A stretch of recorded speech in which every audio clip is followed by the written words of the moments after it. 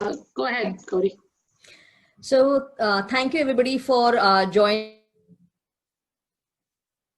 us on our work launch, and both Pushpa and myself, we are really very excited that all of you have joined us, and there's so much of information we're going to talk about. We're going to talk about different chapters and things, some of the concepts in Ayurveda and things as well. And let me talk a little about who I am. I'm Gauri Janarkar. I'm the founder of Ayur Nutrition, which is an integrative and holistic wellness practice, combining the wisdom of Ayurveda with nutrition. I'm a classically trained Vaidya, a registered licensed dietitian nutritionist, and also a certified diabetes educator. And very excited to have all of you join us today for a walk, and give it to Pushpa, and she's also going to go ahead and introduce herself. Hi, everyone. Welcome, and we are very happy that you could join us today for our book launch. My name is Pushpa Soundarajan, and I'm a registered dietitian nutritionist, and have been in practice for over 30 years. I worked in lots of settings like dialysis units, outpatient, inpatient units, and everything else. And then the last few years, I fell into Ayurveda. I completely enjoyed it. It's like a whole new dimension it added to my practice, because it's a very holistic approach to health and healing. And also, I'm also a certified yoga teacher for the last 20 years, and I've been teaching quite a lot in the last year. This book is actually a great passion of both of ours, Gauri and myself. I'm in practice in Willowbrook, Illinois, and she's in Dallas. And we just wanted to come up with something that everybody can use on a daily basis to take care of their health and heal themselves. Because if you give the body the right conditions of diet and lifestyle and stress management and all of these things, you can actually help yourself. You don't have to go to somebody. Of course, if you have major illnesses, you do, but I'm talking about general well-being and maintenance. So that's how our book was born, and we will definitely show you the book at the end of the session. But we have prepared like a slideshow or a presentation to talk about the different chapters. So let me share my screen. I'm going to go to my PowerPoint presentation here. Okay, let's see. All right. Oh, no, wrong one. Let me go back. Here's the slideshow. Slide one. Is everybody able to see the slide? The full slide or no? Yes. Yeah, I can see it. You can? Yeah. Oh, there we can. Okay, got it. I don't know why I'm seeing a shorter version, smaller screen. Is that what you're all seeing too? Okay. I want the full screen. There's a see all slide. No, that's not it. I'm trying to do it a bigger size. Is everybody able to see that or no? Yes, Pushpa, it looks really good. It's the whole slide you see? Yes, I see the whole slide. Okay, good. Okay, perfect. All right, so again, let me get to the next slide. Okay, so this is what our book looks like. If you buy it, it's available on Amazon right now. And first, let's start with chapter one. So in chapter one, we talked about the introduction and the history of Ayurveda. And for those people who are not familiar with Ayurveda, it is a 5,000-year-old medical system originating from India. And of course, it came from the Vedas. It's of the ancient scriptures where the rishis, who are basically the scientists of the past, came up with this whole system of helping us heal our own bodies. And we're always in tune with nature. So naturally, that is what we're trying to do in Ayurveda, is trying to live with the circadian rhythm and all. And I know nowadays that's the talk. So anyway, in the introduction, we talked about what is Ayurveda, what is health according to Ayurveda. And also, we talk about the 3 pillars of Ayurveda. And the 3 pillars are Ahara, which is diet, and then Nidra, which is sleep. And then, of course, there is a Brahmacharya, which is self-control in all aspects of your life, including sexual activities and all of that. So definitely, we talk about all of these little aspects and how important these are. So these are the introduction. Then the second chapter, we talk about some basic concepts of Ayurveda. Of course, Ayurveda is founded on the principle of the 5 great elements, which are earth, fire, water, air, and space or ether. And so everything in the universe is made up of these 5 elements. And there is this quote which says, Yada Pinde Tada Brahmande. So whatever you see in the universe is what is there in our body, or whatever is in our body is what is there in the universe. So we're constantly interacting with these elements in our body, with everything else around us. So if we keep balance with these elements, we will also be healthy. So that is a concept. There are some important concepts covered in this chapter, which is very unique, which is, first we'll talk about the Manas Prakriti, which is Sattva, Rajas, Tamas, how it affects our mind. Then we talk about key concepts like Agni and Ama. So Agni is actually the digestive fire, the fire in your body that helps you metabolize your food that you eat, metabolize the thoughts in your mind. For everything, we need this Agni. So we talk about how important Agni is. Then if you have undigested material, because you don't have a strong Agni or a good Agni, then we create a lot of toxins. And those toxins are called Ama. Now, in the physical level, it could be thought of something like plaque, you know, the white sticky substance that clogs up our arteries, like that. In the mental level, again, also you can have Ama. So if you're blocked mentally, you cannot really function. I mean, you can have a lot of psychological issues. So definitely food and lifestyle has a huge impact on these aspects of our life. And then we also kind of briefly touch upon the dhatus, how the 7 layers of tissues are formed in the body, based from the food that we eat all the way to the reproductive systems, so all the systems, how they are formed. I mean, we don't go into too much detail because this is a basic book, but we just want you to understand how our food and lifestyle choices help us develop these tissues. So, and then of course we talk about waste products, very important. What you eat is important, but also what you get rid of. We do need to get rid of our waste products, because if you don't, you have constipation and issues like that, then definitely that's going to lead to a lot of disease. So we talk about that. Now the third chapter, we cover the individual body types. Now this is the most unique concept about Ayurveda, right? Modern medicine, we treat everybody has the same kind of body. We give the same kind of prescription and hope it's going to work for them. But you know, in reality, that doesn't really happen, because everybody responds differently to the diet or the lifestyle or medications given, whatever the case may be. So in the third chapter, we actually describe how these elements play a role in forming these individual body types. And the Vata, Pitta, and Kapha, the 3 main types. So they're a combination of 2 elements each. So we describe that. We also describe the qualities of Vata, what are the qualities of Pitta, what are the qualities of Kapha, both in the physical level and the mental level, the personalities, the kind of dreams that they have, the kind of diseases that they're prone to, what the imbalances can look like in these kinds of people, things like that. So so this is a good way to understand yourself. When you read about this, you will actually get a clue as to what kind of body you might be and what kind of problems you are susceptible to in the future. So the next chapter, I'm going to hand it over to Gauri, and she's going to go through the next 4 chapters. Go ahead, Gauri. So yes, thank you so much, Pushpa, and wonderfully explained, you know, the 3 chapters, and basically what are, you know, some of the concepts and things in the 3 chapters we're covering.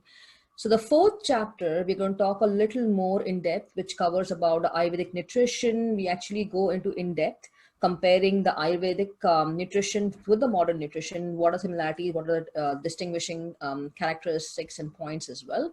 We talk about the 6 tastes, and one of the key concepts in Ayurveda is to create a balance in our meals and nutrition with having foods through all the 6 different tastes. So we talk about these different 6 tastes, what they are, what are some of the properties of the 6 tastes, what are examples of those foods and things as well, and how we can create a balance by having those foods from all the different 6 tastes. We also have a concept about Viruddha Anna, which is basically food with opposite qualities. And one of the concepts in Ayurveda is, since there's a lot of emphasis on Agni, digestion, digestive power, one of the things we always talk about is different food with opposite qualities. Again, if a lot of times they're combined together, it can cause a lot of food intolerances and things as well. It can actually diminish the Agni and things as well.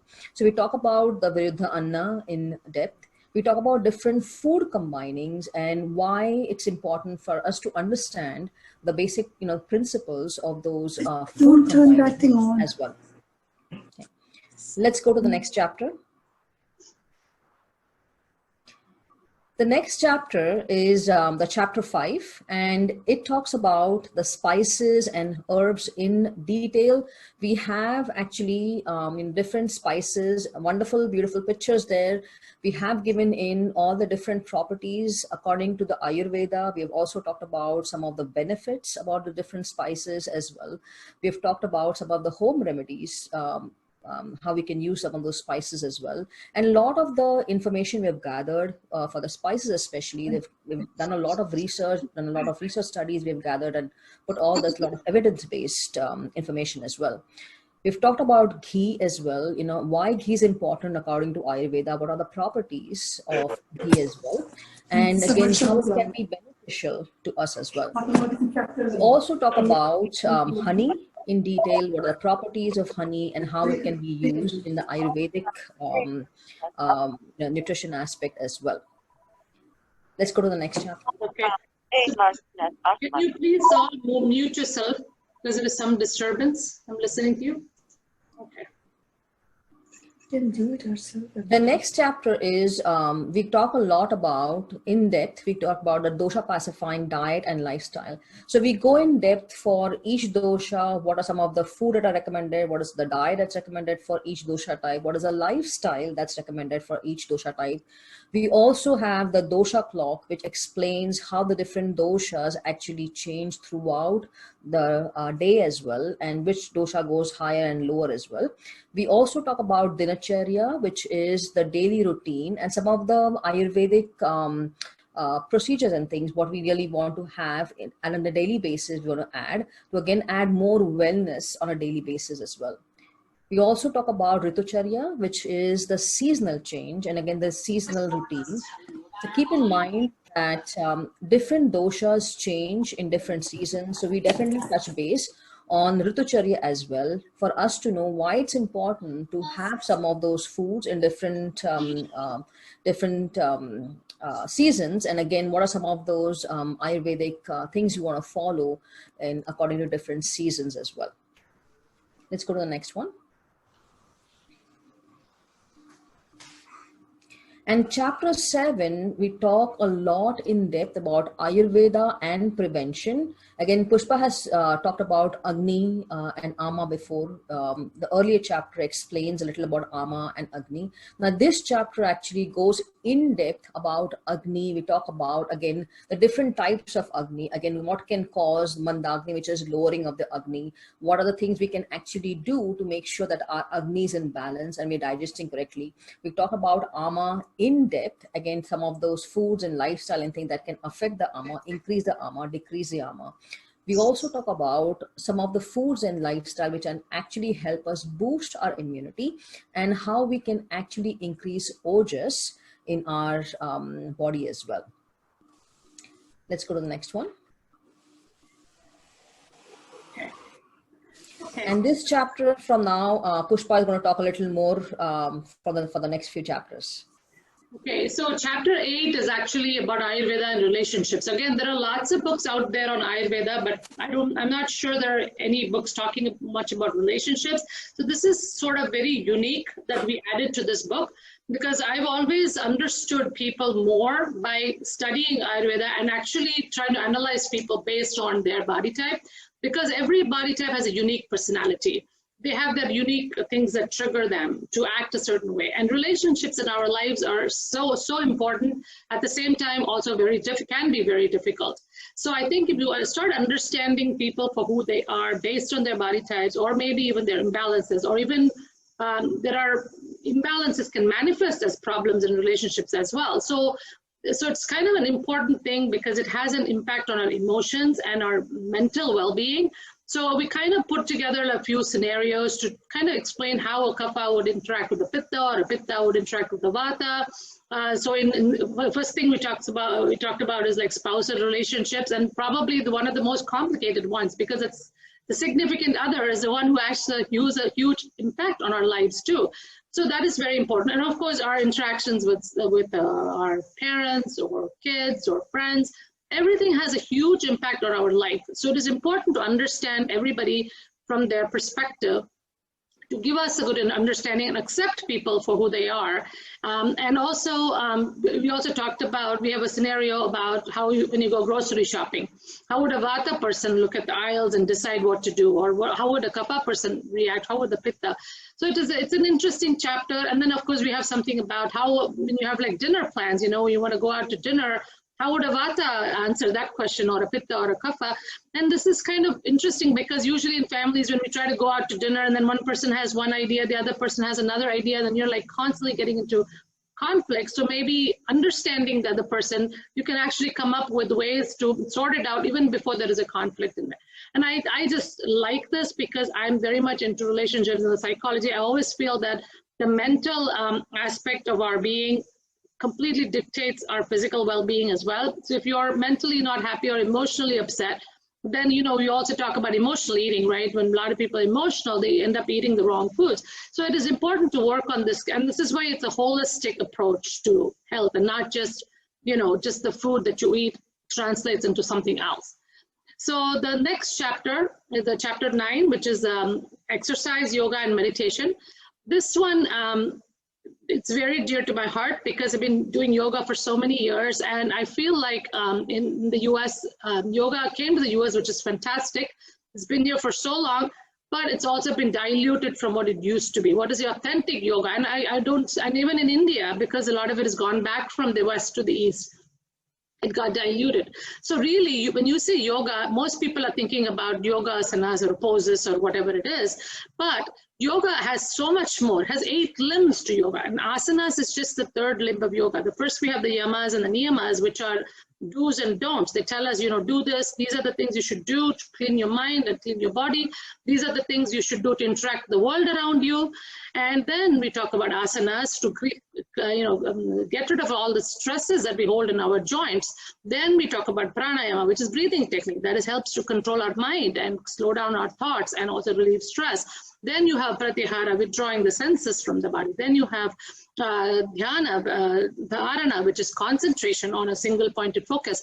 And then comes the dhyana, which is meditation. So really, meditation is one of the later steps in yoga. So it's really hard to sit in meditation when all of these other factors are not fulfilled. So I give a detailed description of all of this, and then we have like actual tips, practical tips for you to practice for each and every limb of yoga. And then, of course, the final one is samadhi. And of course, we talk about asanas in a therapeutic way also. You know, not all yoga asanas are suitable for all body types. So that also has to be changed. And if there are yoga teachers, this is something that they can use in their own studios and stuff like that to teach their clients and understand why some people can do some asanas and some cannot do other asanas. So this is a very important chapter. Of course, exercise, we did touch upon that as well with the walking and those kinds of things. But it's more concentrated on yoga and meditation. And then also we talk about pranayama technique. And at the end of the thing in the appendix section, which is the next one, I do have a pranayama guide there. And of course, definitely, if you have never done breathing and all that, you have to go to a qualified teacher to teach you that.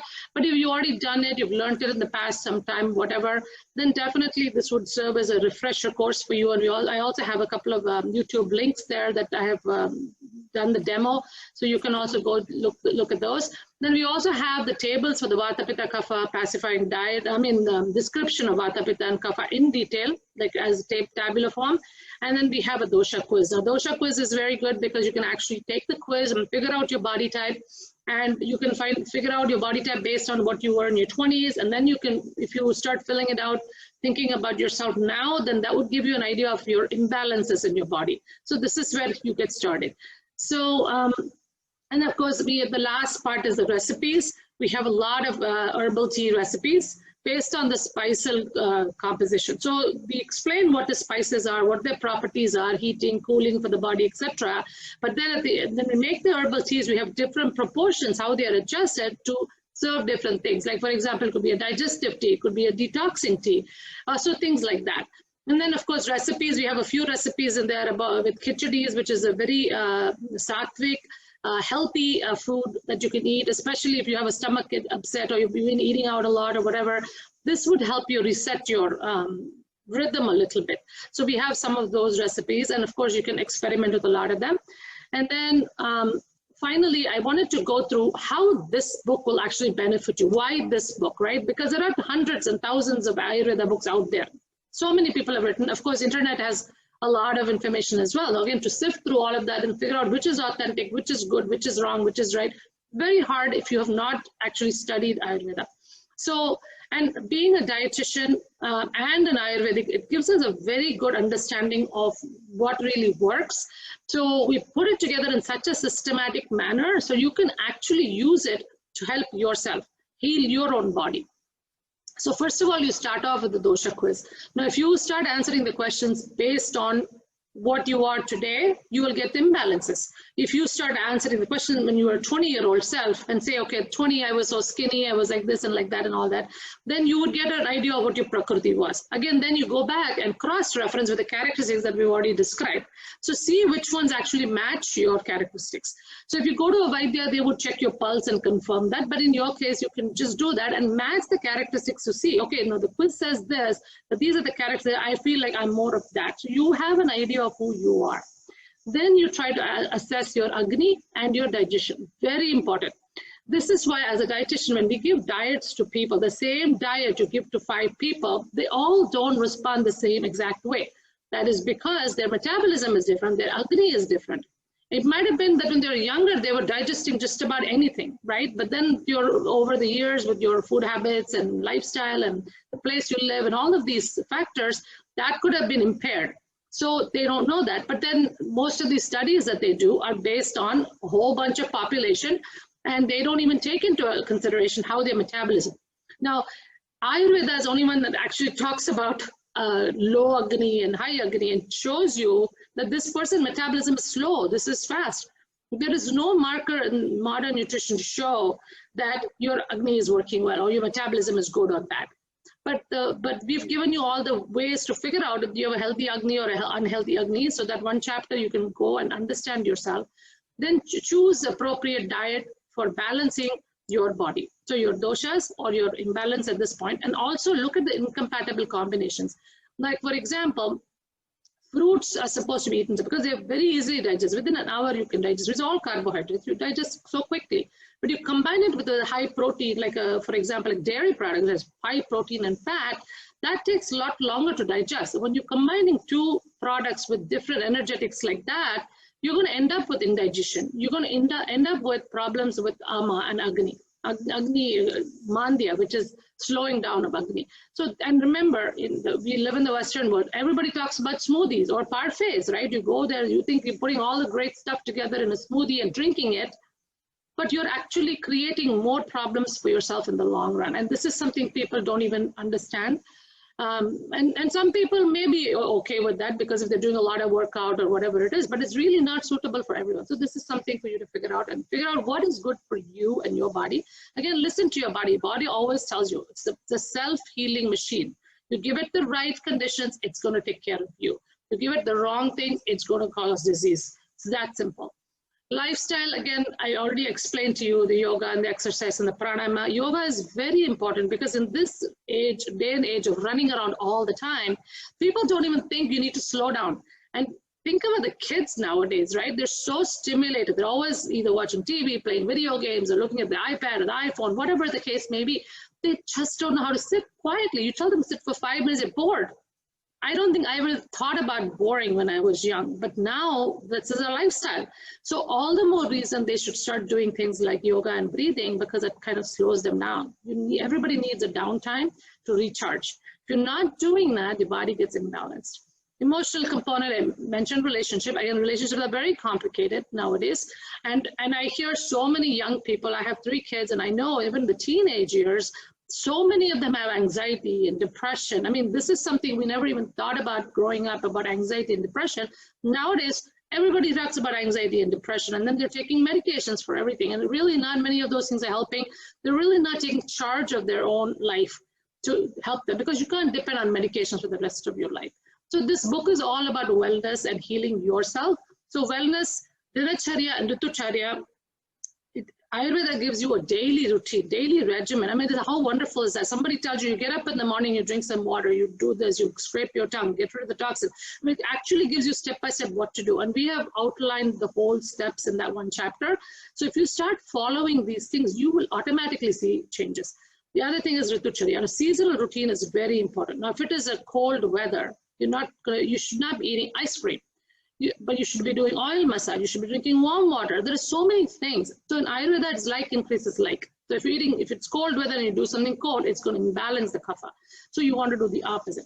So think about that, right? We don't even, and I remember growing up, they say, oh, don't eat ice cream or your throat is bad, whatever. Nobody even thinks. So this kind of makes you think, be more mindful, be more aware of things in your life. Again, enjoy some of the digestive recipes and teas, because the tea is actually a very good, especially say if you have a stomach upset one day, or you eat out too much for 2 days on vacation or whatever, and then you want to settle your stomach, you can make some of these teas on your own at home. You don't have to go buy an herbal tea because you don't know what's in the packet. This is something you can do with the spices in your own cabinet. So these are something, that's why we've shared a lot of recipes. I also have like a Vata, Pitta, and Kapha mix. We put it in there. So you can actually make your own mixes with the spices. And when you're going out to eat, even if you're eating in an Italian restaurant or some other restaurant, you can always add some of these spices to your food to increase your digestive capacity, or to help you digest your food so much better. And and of course the book is, it's come out really beautiful, and we have full color. I'm also a graphic designer, so I enjoyed creating a lot of the graphics in there, just so it all pops. Every spice has all the pictures of the different parts, and it's colorful, and it has all the Rasavirya, Vipaka, and all of this. So it is beautiful to look at. We have about 12 spices, very important spices in there, and also some home remedies with that. So hope you look it up. It's on Amazon, and I hope you enjoy getting the book and helping yourself in the process. And I'm going to give it back to Gauri. If she wants to add anything else, please feel free, Gauri. Thank you, Pushpa. Wonderfully explained, some of the later chapters and the concepts and things as well. So again, everybody, this is a wonderful book to get a little more idea about, Ayurveda, and how with Ayurveda you can actually help heal yourself. And it's a very systematic approach, and everything is explained very simply. All the concepts are very simple to understand. There's a lot of information, a lot of beautiful, pictures with, especially the teas and things. And if you look at those spices, beautiful pictures, a lot of information. So again, take your time. If you have the book, go through the chapters, understand the concepts, look at some of the appendix and things we have given you, try some of those recipes that we have given you, try some of those teas. As I said, Ayurveda is a science which looks at self-healing, talks more about how you can use that health and wellness for yourself as well. And let me also take a minute to actually want to show you, Pushpa, can we go ahead and show them the book? Yeah, I'm going to stop the screen share. So, okay, so let's do that. So do you want me to go through that? Yeah, so let me just take off my, yeah, okay, all right. So let's start with the first chapter. So this is the table of, I don't know how much you can see because we have small screens. Oh, hold on. Okay, sorry, I think I had it on a different mode. Okay, so the first chapter is about, I don't know, can you see anything? It's too light. You really can't, right? I can see it a little. Do you have your book with you, Gauri? Yes. Maybe you have a brighter room. Yeah. So the book, as I said, lot of wonderful information. And let me actually show you, especially for the spices and things, beautiful pictures, lot of information, especially with regards to Ayurveda. We have talked about and explained, the different properties according to Ayurveda. We've also explained the benefits and things. A lot of research, evidence-based studies have looked at, especially for gathering the information and things. We've also talked about, some of the home remedies and things, and how we can use some of those spices. And let me take a minute to show you actually the spice mixes and the teas. Okay, again, lot of beautiful pictures, wonderful information of different herbal teas and spices and things you can actually use and you can try for yourself. We also have a lot of, in the appendix especially, so again, lot of wonderful information. So make sure that you get a copy of this book. This is available on Amazon. And again, start your journey and with health and wellness and with Ayurveda. Does anybody have any questions for us at this point of time?